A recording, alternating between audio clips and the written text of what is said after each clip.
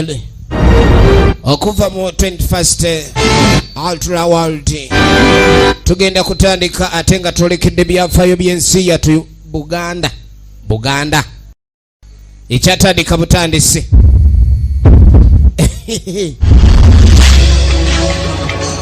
MKDS Films bakutuusaako firimu yaffe etandika ate nga sala kunyomereza banyomereza ate nate The Roots Music bagamba nimbo be basenga tugende maaso tukyatandika butandisi nga bagamba oluberyeberye Katonda atonda ensi yonna ebiri waggulu ne wansi era nasse omuntu mu nsi mwe tuli abe nga alabirira obutonde obuli wansi wano era omuntu yamutuuma Kintu n'amuwa ensi agifuge naye ate Katonda ono yalina abaana babiri saako n'omuwala omu yali Kayikuuzi Walumbe bano bali ab'obulenzi ow'omuwala ye Nambi naye lunaku lumu bwe bakwata ekkubo okukka ku nsi Nambi n'atunulira ekitonde kye bayita Kintu n'akyegomba era yagwa nakyo mu mukwano kwe kwagala okudda ku nsi okuva mu ggulu yamala naye ebiseera eby'ennaku n'ebiro era ne bongera okugenda maaso nga baagalana naye lunaku lumu Walumbe yakwatibwa Kintu obujja era lunaku lumu yamulumba n'amuggyako ente ye mwe yalinga ajja amata era nga kyekyali ekyokula gyali Nambi we yakimanya yapapa okudda ewaggulu mwenye n'ambulira ku nsonga eyo era mwenye we yakimanya Nambi engeri yali amaze okuba niyagala ennyo Kintu mwenye yamala n'abawa obufumbo ggulu oba Katonda yabawa omukisa okuzaala n'okwaza ensi kuba bitonde byali bisufu gyali yabaga bakwate kubo bafulume eggulu obutadda ku nsi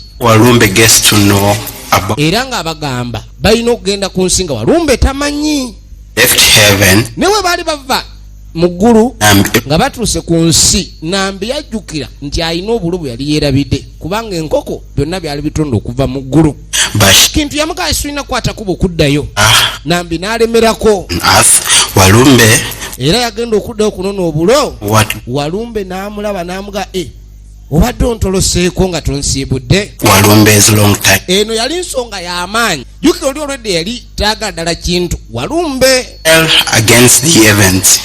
era n'atabukira ddala okuva ku mateeka g'eggulu nga bw'agamba nti ggulu talina kirungi kyamwagaliza kubanga Kayikuuzi kennyini yali omwana omwagala ow'obulenzi mu ggulu ye Walumbe nga sibamwagala kyokka n'ensi yennyini gyali atonze embalagavu bwenkanidde awo ng'agiwadde Kintu awo nno Walumbe we yatandikira okukwatibwa obujja n'akkirira ku nsi n'atandika okutta abaana ba Kintu y'ensonga lwaki ggulu yaweereza emisange oba gye muyita emisambwa okujja okukuuma abaana ba Kintu n'okugeza kulwanyisa Walumbe bamuzeeyo mu ggulu Ras Romero J Cross Namfuka Shamim Bazan Baz ne G Experts Rhyme Wallace ne Sean G KVB2 Kabwel Jackson balonza abazannyi Riz Wallace Davidson ye mwandiisi w'olugero Damba Wilson ne Edis Damba be bakoze ku locations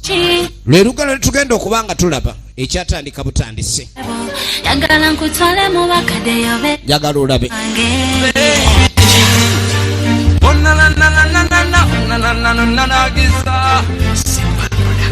tugenda okubanga tulaba Kintu and Divine Controversy etandika butandise ate nga tugenda maaso mpolampola era nga twagala tubeeko ekyokuyiga kyetumanya ebitono kuzimu kwezengereza agerebu kubanga mu ngero zino mwe tumanyira ebyafe n'okumanya obulamu obw'emabega oba oli bwe tutalaba ate olwali kyoyinza okubanga kyotegeera waliwo omukyala eyajja mu biseera bino ebyobuliwo naye nga batugambe nga bwe kyali oberebere bwe kiri nakakane era bwe kiriba byonna ebyabeerawo emabega oba ebiriwo olwaleero si byakasooka kubanga history repeats itself obukyayi obwo kakati waliwo alumbye munne bamugambye mbu ayagala bbaawe olutalo we lutandikira saagala kumanyira tojja kunjagalira musajja yaleese obuzibu ebibi byonna ebiri ku nsi kuno ebitulugunya abantu ogenda okwetegereza nga byaluberyebere owuledde njagala olabe owulidde saagala kummanyira kitegedde ekyo nze simanyirwa wano nezo ondege enkaka ati neyaza okulwana gwe baleeze enkaka ngenda kukukuba omukazi wabba musajja wa munne agamba ngenda kukuba okimanye nti wenankusinga amaanyi tereza oluba eyazza okulwana musajja gwe bayombera saagala njagala olabe lutalo lwa musajja alumbye yali ku ttaka kyova olabe yakusinze aba yakusinze badda wano waliwo omukyala afuna essimu laba ogambye otya kaakati balwanidde ki tategeera kigenda maaso kivuddeko lutalo olwo naye nga yessimu gyafunye emulagani waliwo obwo kitabadde kirungi ali mu ddwaliro njagala olabe kale kanjendabe kati bamugamba nti omukyalo ono bamubyenyera we twogerera ali mu ddwaliro kakyekola kukubira omukubi essimu esoose ebadde emugamba kugwe bakubye kati ye kyeyakola kwekubira omukubi omukube ali mu ddwaliro omukubi ne bamuyita njagala olabe tukyatandika butandise Nambe and divine controversy Kintu and divine controversy tukyatandika butandise kaakati no ye mukyala gwe twalengedde ng'alwanira omusajja naye omusajja enna gwe baali balwanira situmanye baamuyita asooka gye abeeko kyannyonnyola njagala olabe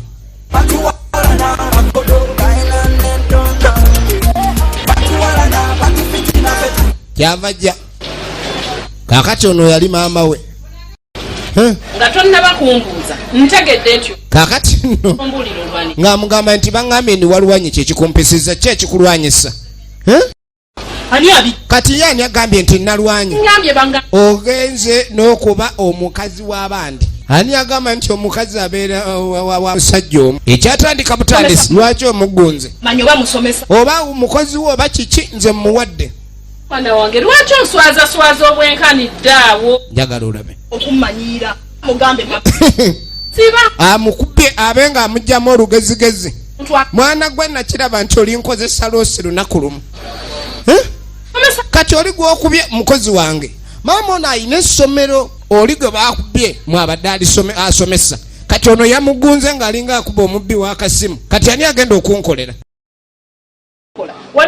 efirimu eno ekyatandika butandisi ate nga tugenda maaso atumenye bigwera kaakati nno amazeemu olunoyiko tali kiddira njagala olabe teri mukazi wo musajja w'omu lwaki totambula n'ogenda ofukirwa mu kifo ky'okwesiba wano ate nti nsoma onogatta ebintu bibiri ono njagala olabe bw'osoma bw'oyagala abasajja bw'okuba abantu yebyo olwo bikyali bibiri kaakati ky'ogenda okukola kwate kuba ogenda osomesa abaana babadde asomesa nkugambye wakubye musomesawo kati kwate kuba ogenda osomesa kaakati maama ekibonerezo kyemuwa kyali ekyo komawo okusomesa era ng'amugamba kyalina okukwata ekkubo kola kwe kulabika ndi agenda akole omulimu gw'oli gw'abadde akola ne tudda ku Cornerstone Community ebusula kubanga oli gye yali asomesa kati amugambye agenda akola ekyo njagala olabe lyessomero bamuwadde ekibonerezo lyessomero lya maama kumumalamu lugezigezi bakazi bakyalwanira abasajja ng'ajja mukazi wattu tetumenye oba n'ebyokusomesa abimanye efirimu eno ekyatandika butandisi wuuyo ng'ayambalako ng'abasomesa jjukira omusomesa lubaawo lwa muyizi omusomesa oba weeyisa bubi omanya n'omwana byayiga okuva ku ggwe biyinza obutabeera birungi mukyalo ono ng'ajja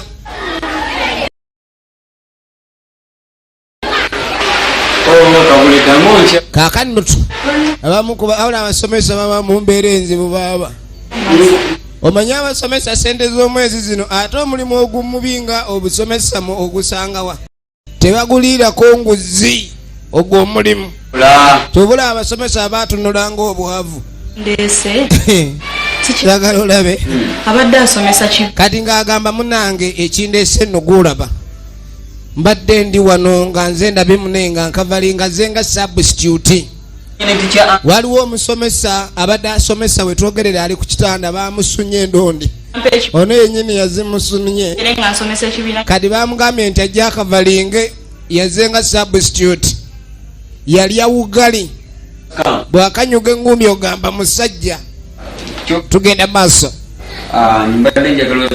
kati nga ayita omuyizi efirimu ekyatandika butandisi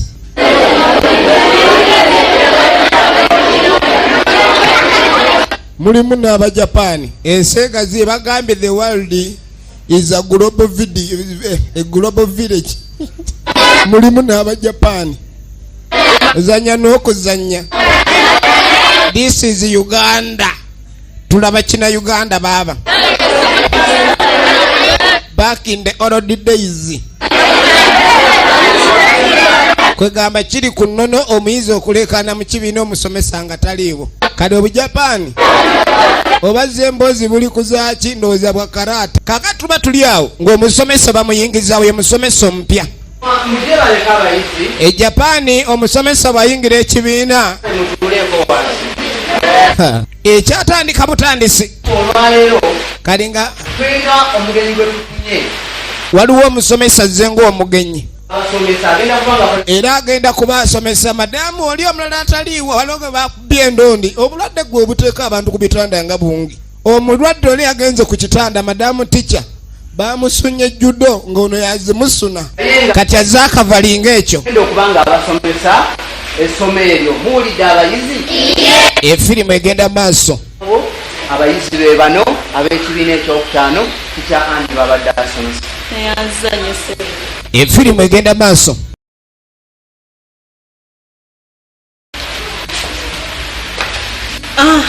muli bulungi abantu bazibeera omuntu muzibu omumanya okusinziira ku mubiri gwe kyatunula ono yakubye munne ali ku kitanda agange bampita tica babula ye musomesa babula kirungi tica ani tasobodde okulabika agenda maaso n'okwetondola omusomesa ababadde abasomesa ataliiwo era wanaabanga yawonye obulwadde obumuluma yafunye obulwadde obw'ekibwatukira oli bwayogera ku kibwatukira mubeeramu amakulu mangi mu kibwatukira mwe muli eŋŋuumi judo nakakondo igokulo panchi ezifaananako ng'ezo kati ng'abagamba tugenda kusoma ku byafaayo bya Kintu. Kintu ye mutonde w'oluberyeberye era Katonda ggulu mwene yamutonda alina abaana basatu, Nambi, Walumbe ne Kayikuuzi. Naye batugamba nti Kayikuuzi yali ayagalwa nnyo ggulu oba Katonda the creator n'atuuka n'okumulowoozesa nti yalisikira obwakabaka bw'omu ggulu. Olaba ne mu ggulu basika kyobula ne ku nsi wasikwa. Naye lunaku lumu abaana bano abaggulu lwe basooka okujja ku nsi, kale nno baali bazze okulabika ni balambula obutonde kitaabwe bwe yatonda. Kye basooka okwetegereza kye kitonde kye bayita Kintu, era nga Kintu eno ye kitonde ekisooka mu buntu n'obw'oluberyeberye yali ku musaayi gw'oligino. N'agamba abantu abasooka baali batonde butonzi. Kyova olaba enzikiriza ezimu zigamba Katonda tazaala. Kyokka lunaku lumu ng'okululambula okwo kumaze okuggwa, omwana ono yali amanyiddwa nga Nambi bwe yamala okulaba nti kitaawe alina kye yatonda ku dduniya kuno ekirabika okuba ni kyamusikiriza yakwata ekkubo n'akomawo. Baganda be nga sibaliiko, yajja anoonya Kintu. Kintu ye mutonde eyasooka mu nsi yattu Buganda era ng'abeerangawo ku nteeye nga yemuwa amata. Kintu Nambi yajja amunoonya n'agamba mu butonde bwa Katonda oyo yatalina kijja we bamuziika. Abantu abasooka baali batonde era sibaziikwa. Njagala olabe kulwokuba bano baali banjawulo mu butonde oba mu butonzi. Kintu Omuntu yayinanga okuwa obutonzi ekitiibwa. Kati yajja sebone bwe nagenda bwe Katonda ati bwe naddayo eri waffe kati ng'amugamba nti bwe nagenda ewa taata yeggulu Katonda mwene nengaako nja kudda yendawula kubanga yalawula buli kitundu kyonna ekiri ku nsi. ojentandikobere Kyobola bamuyita guluddene. Obuganda bwamuyitanga ndawula guluddene. Naye olwaleero bw'oyogera ku ndawula bamanyi oba mulogo. Wabula wabangawo Oluganda kuba buli muntu alina olulimi lwe. naye walungi. Kati ng'amugamba nti we nagenda ne nsaba taata okudda n'amugamba buli kimu ekyali ku nsi kyali kinsanyusizza. Y'ensonga lwaki nakomyewo. Ate nga mbinsanyusa mwonna byonna byansanyusa naye naawe Kintu wansanyusa. Njagala olabe nange mba mponya okubalira eno nzekka. Kaakati ekyo Kintu bwe yakiwulira naye yakyaniriza nnyo nga Nambi bw'abanga waakujja kubeera naye ekiwalo kyali kyakumuggwako. Yabeera naye ebiseera ebisinga naye nga Nambi teyali mutonde nga Kintu newankubadde byonna byali bitonde wabula byalimu enjawulo. Yavaamu etika omukwano gwatandika ng'era bwe kibeera omuntu oba oli mu nnyumba weka ekiwubalo kikwata. Buli kye tulaba wano olwaleero kyaliwo oluberyeberye kwegamba gwe musaayi ogujja gunoonya. Buli muntu alinanga okuba n'omubeezi. Njagala olabe yatandikiranga ddala okukola ebyo ebiyinza okuleka ne bisanyusa n'okulabika nti bireetera omukyalo ono obutadda waggulu. Ng'era bwe kiri olwaleero omusajja yenna agala omukazi oyina kukola nnyo omusanyuse. Abasajja abalala obutamutengula. Nze nabagaye buli ekiriwo olwaleero ne ku lubereberye bwe kyali kyova olaba bwe kiri era bwe kiriba. Kati abasajja olubereberye baali baddu. Oluvannyuma lw'akaseera ako Lodi yajja ye yali omwana ow'okusatu ggulu gwe baali bayita Walumbe. Oli kuno weeyagala lowooza ensimbi. Musajja atu yafukamira n'okugulu okumu. Ekyo kitegeeza okuwa ekitiibwa. Olwaleero awo we waava ennono y'okuwa ekitiibwa emisange kubanga kyo gyabanga gyanjawulo egy'ekitonde kye bayita omuntu baalinanga amannya ag'enjawulo.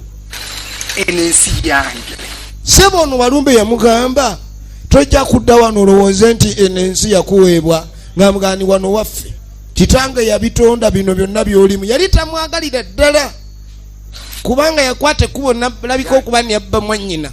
Era ng'amugamba nyaggwe ngenda kubonyaabonya mpaka naye ng'ekimuluma ki ku lw'okuba teyaweebwa busika bwa muggulu ate n'obusika bw'oku nsi ne babuwa Kintu. Kiringa kitaawo wanaabeera n'omwana omulonde n'amusikiza buli kyabugagga kye gwe ow'omunju ne batakuwa. Ekyo kiyisa bubi omuntu. Naye ensi kyaleero bwe kito we kyali okuva edda. Musajja atuyeebuuza ekyokukola kubanga yali awa Katonda w'ekitiibwa n'abaana baazaala. Aba ali wano nno Nambi nga tajja naye nga okuwa emisange egyo oba kye bayita emisange okuwa ebitonde ebyo ekitiibwa kubanga byo babanga by'amaanyi ku kitonde kye bayita omuntu. Olwaliro kye bayita okusamira ne weerabira Katonda eyabatonda ggwe n'emisange n'obanga ow'ekitiibwa eri emisange. Enfirimu egenda mu maaso. Kiki? Taata naye lwaki Walumbe atuyiikiriza? Kaakano ebizibu byajja. Era nkusa Ebizibu byajja. bagikomyewo. Ssebo Nambi kyeyakola n'awaabira mwannyina ewaggulu ggulu y'oyo. Manya Kintu. N'agamba tulaba ebifaananyi bano okusobola okutegeera olugero n'ebyo byaliwo emabega. Nambi yawawaabira mwannyina Walumbe eri. Ky'obuuzizza kirungi nnyo. Jjukira be tulaba omusomesa byali mu kusomesa abaana olwaleero. Kino kyaddirira oluvannyuma lw'okuba ticca Anabolo ne zimutwala emulago tannadda ngulu. Ono naawe bw'ekibonerezo kya kusomesa kuba oli yali musomesa. Ne bamugamba alondemu ente ye. Naye nga bagamba nti okubonaabona ne munaffe Walumbe okubonyaabonya Nambi n'okumulako Kintu emirembe yawamba nte ye. We yatuuka mu ggulu ne bamuwa ebibonerezo. Yekyaweebwa ki? Naye nga kino kyaddirira olubalala okulabika nti ente eyo yawambibwa ne bamugamba nti alina okubaako kyakola okulabika nti addizibwa ebyo byali byamuweebwa. Kaakati Kintu ente eyo yabulira mu nte 10 ne bamugamba agiggyemu. manyi kibaamu ebituli. Ne bamugamba akima amazzi. Amazzi tegaasobola kuyitamu. Baamuwa ebigezo byali 3 eby'ettabu. Kwaliko ente. Kintu bwe yagenda ku luzzi njagala olabe sanga nabbubi. Bamugamba akima amazzi nga gagalitira mu kisero ekintu ekitali kyangu. Bikira ebituli. Olwaleero y'ensonga lwaki omuntu yenna bwe bogenda okuwasa omukazi wabawo kye bayita omutwalo. Omutwalo ogwo guwaayo nga entwalo eyo erina okukaatiriza nti omukazi omutwala kyekitegeeza oli ne olukumi ng'olumuwadde naye kasita oluyita omutwalo n'ogwo oguwadde n'agusiima. Njagala olabe musajja atu yaweebwa ebigezo. Kintu laba leero nkwasa muwalawa byonna ebigezo yabimalayo era ggulu n'amukwasa omwana ono amuwase. Wano we wava akalombolombo kubanga taata wabanga tonnaba kulayika nti omwambaza. Okwambaza kuba kubika kwe kwandibadde ng'okubika obusungu n'obutali bumativu mu maka g'oba owasa. tunula mabega era temuddanga.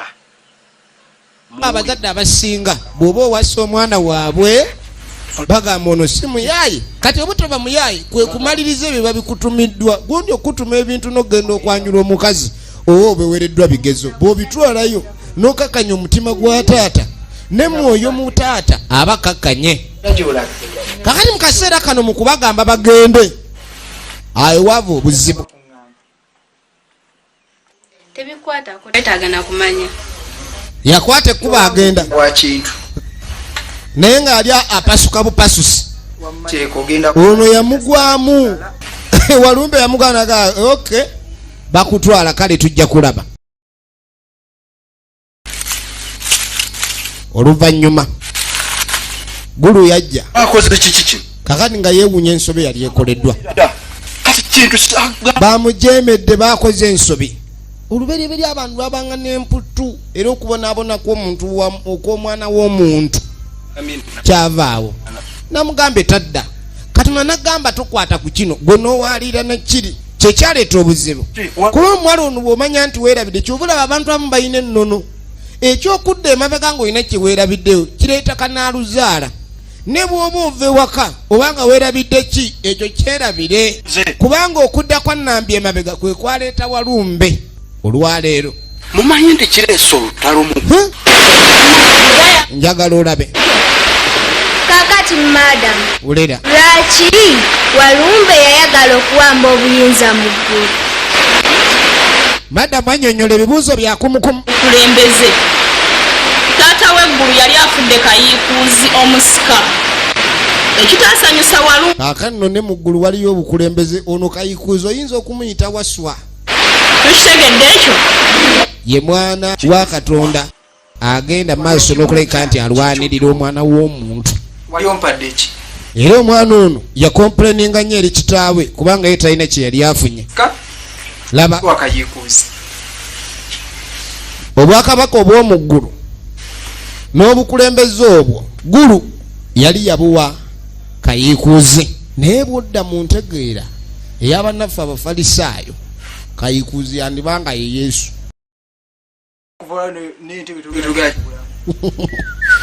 Njagala olabe ate ebintu ebimu bw'oba olina kyotegedde olina akigamba kulw'okuba tokimanyi towakana.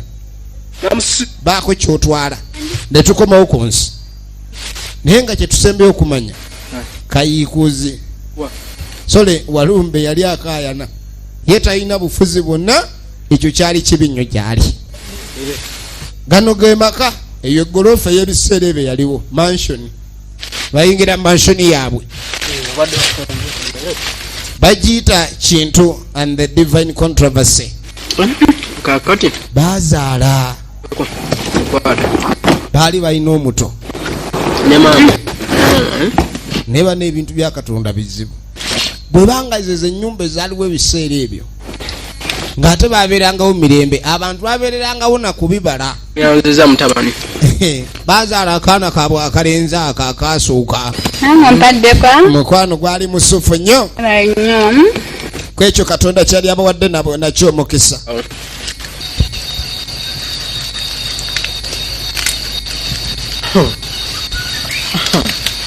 okola ki oba nnyabo kaakano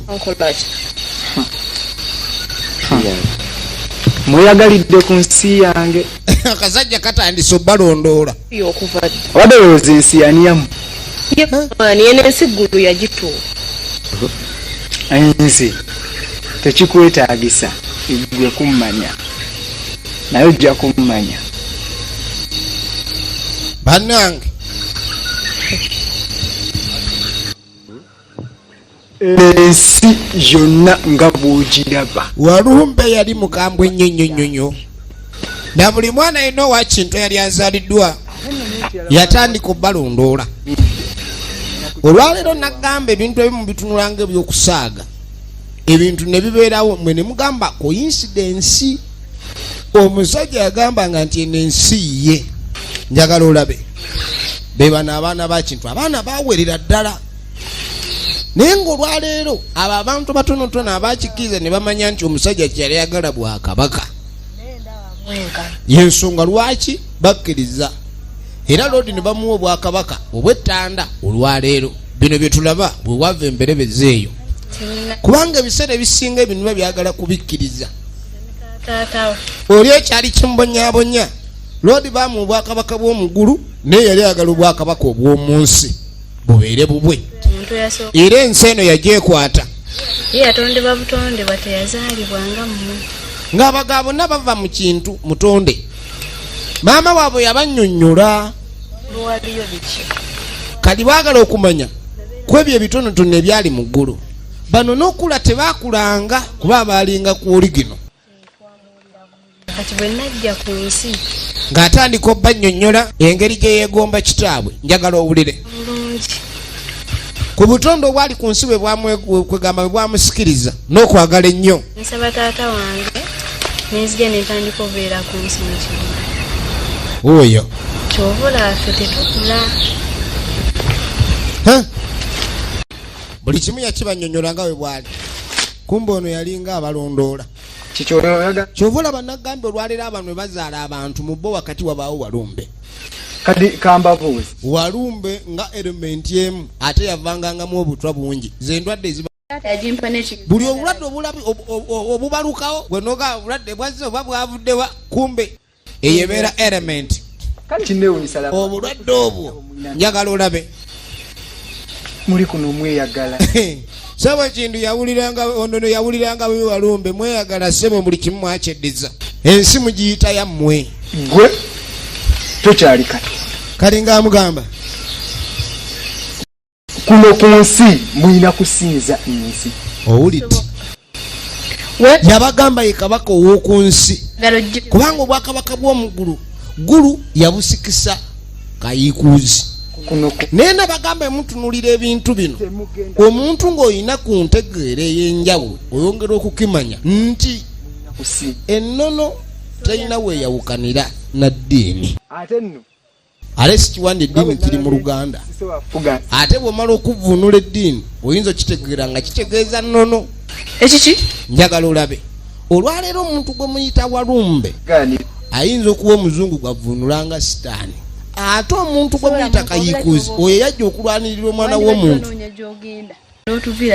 ayinza okuba mu abakulisitaayo gwe mumanyi nga Yesu kubanga obutonde obw'oluberyeberye amawanga oba kyemuyita eggwanga kiva ku kigambo okuwanga buli ggwanga lirina obuwangiro bwalyo era Katonda yali mugezi okuwanga abantu ab'enjawulo mu buwangiro bwabwe yensonga lwaki ffenna mu ggulu eyo n'Omuganda agamba nti omuntu eyasooka ku nsi ye Kintu bayibuli negamba yali Adamu owulira abantu abasooka bonna baali batonde butondi era nga obuwangiro bwabwe buvuunula ekintu kyekimu nga mu buwangiro bw'obulala laba okujja ku nsi Buganda tekisoboka nze kujja. Bwe munaaba mukyayiga omanyi waliwo emyaka egitakyayiga kati ebintu bye mbagamba muyinza obutayiga kuba temukyayiga. Gala naffe toche. Naye abalina emyaka egikyayiga ekyo ayinza okitunulira n'akiraba.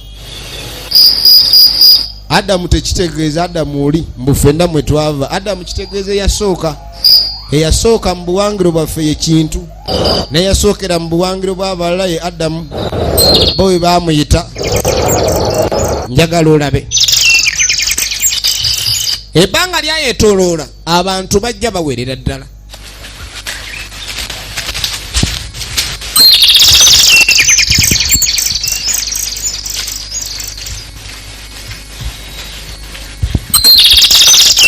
Njagala olabe. Abantu bawera. Jukira ebiseera ebyo wali si wali buko. Bwe ndowooza kubanga abaana b'ekintu abaali bakuze era bayagalanga baana ba Kintu. Yensonga lwaki amawanga agamu leero gakyazaala mu b'eŋŋanda zaabwe bakazini abatamuzira kubanga bo bakyali ku lubereberye. Kekitundu ekyo kyababanja okutegeera ekyolubereberye. Naye nga bw'otunula bw'oti olowooza lwaki Walumbe yali tayagala nnyo nno era yali tayagalira ddala Kintu kubanga Kintu yali yagwa mu mukwano n'ennambe. Naye ng'omuntu oba obikudde obwongo n'obutaganjula ekyo kiri okiraba bulabe kubanga olwaleero ne bwe baana abazaaliddwa ku nsi mulimu abalenzi nga basooberera bannyinaabwe. Walumbe ono ayinza okuba nga yali ayawula nnambi oba oli awo kuba obusungu yali alina ku Kintu bwali buyitirivu. Njagala olabe woka munono olwaleero gwe bayita kojja kubanga abaana ba Kintu babaana ba nnambi. Walumbe yali kojjaabwe. Kati mu biseera bino waliwo abawala nagamba Kintu yazaala abaana bangi era yavaako obuwanga obwo okuba nti bwala mu Buganda bwala ng'alina n'omuziro naye nga yabuuka amawanga gonna okujja wano. Kati abaana ne baba banoonya ekyokulya mudduka ne bagwa ku nkumuunye. Ono yali ejenti wa Walumbe. Obulwadde bwonna bw'owulira mu duniya muno spiritually they exist. Nti waliyo omwoyo oguleeta obulwadde obwo naye ng'obulwadde bw'okujja wabaawo abakiyimiridde emabega ye Mansita kabaka owa waggulu oyo mu sayidi ey'ekizikiza ye Walumbe. Kati asindika abakuumi be bankumuunye. Gundi gwe omala okutegeera ekintu kino ojja kwetegereza ng'olina byowonye kubanga bakugamba amazima gali kufuula ow'eddembe. Walumbe yalina abakozi bankumuunye ne ba AIDS babaka bonna baddoyoliya oweza nafunye enzikulu tomanyi gye kiva egenda maaso. Kawumpuli yajja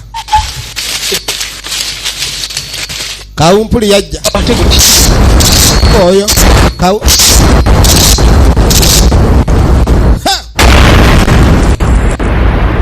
bwe bakugamba nti Walumbe yatta lyejje lye we yali afuluma eggulu alina abaamugoberera beba ab'ettabbu.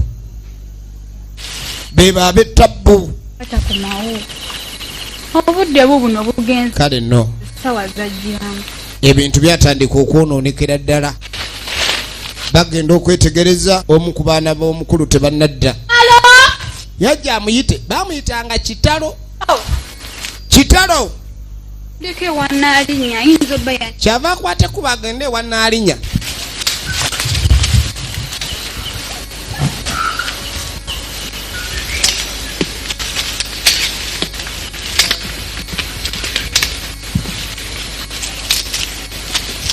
Njagala olabe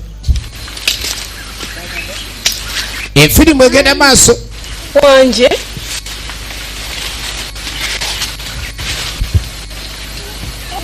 Omwami wange wamundabiddeko. Omwami wo sinaba mulabako kiki buzibu ki?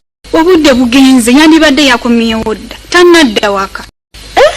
Yajje wamune ambuuza kiki nga akunya Kitalo tannaba kuleka ndi alabikako aze Wannaalinya.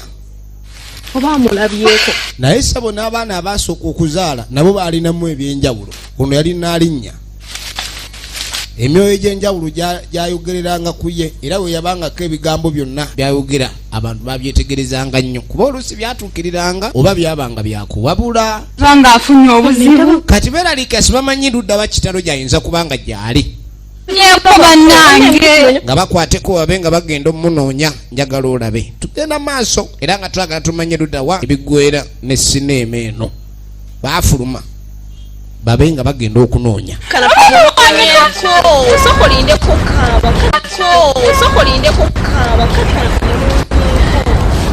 Bakwate kubo bagende banoonye kitalo. Bagenda okunoonya kitalo.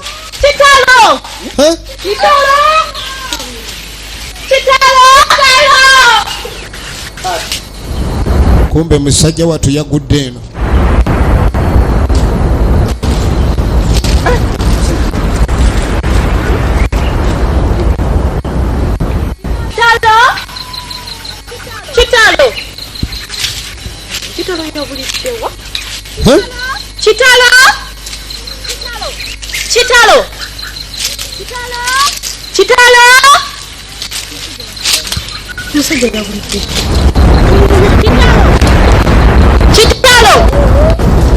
Banoonya kitalo bamulaba. Ebigambo ebimu nomuwulira biwulire naye nga simumanyi bijja bitya. Ono yagwa ku kitalo. Abaye Yabayita yali amaze omuzuula. Kitalo yagudde eno nyabula. Bagenda okwetegereza. Yarabbi genda okuyitayita kitalo. Yukira oyo ye muntu eyasooka okufa. Ono yeebuza kyekyali kigudde ku munne naye nga ebiseera ebyokufa baayise bakimanyi. Batandika kumuyita tabanyega naye nga bwali nga bayita kitalo. Kitalo omwami kitalo nga bayita kitalo. Kitalo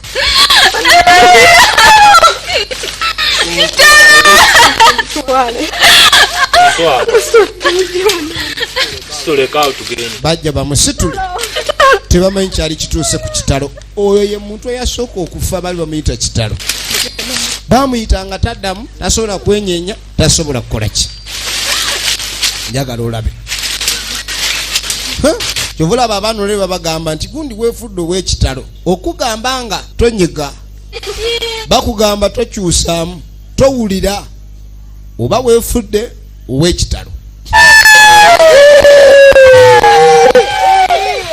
Aha bannaffe baalajana